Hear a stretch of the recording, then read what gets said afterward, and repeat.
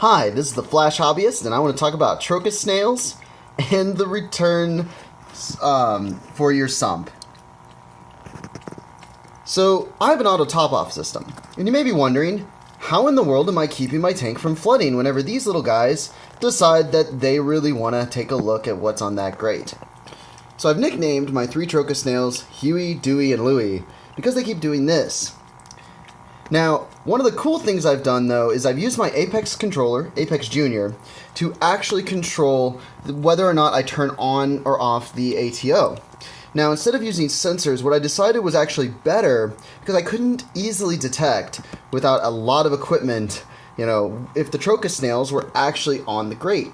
So I decided was instead I was going to time delimit the time which the actual auto top-off turns on.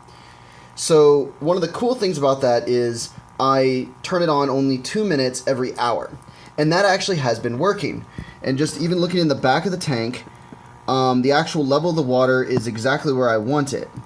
Now it's a little hard to see there, but I have it where it's flowing between each of the sections so that I'm not letting things essentially stagnate or recirculate. I'm kind of getting as much direction as I can. Now, the importance of this is I really wanted to control my water level as best as I can, right? Now, if you look there, you can see all the micro bubbles.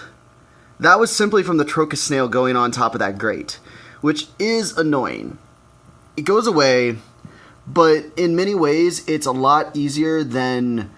a lot better, not easier. A lot better than it continuously adding water and lowering any of the parameters in my tank. I don't know how exactly that will, in truth, affect it, but I'd rather not wake up one morning with my entire tank full because the Trochus snails really got over energetic about blocking the grate.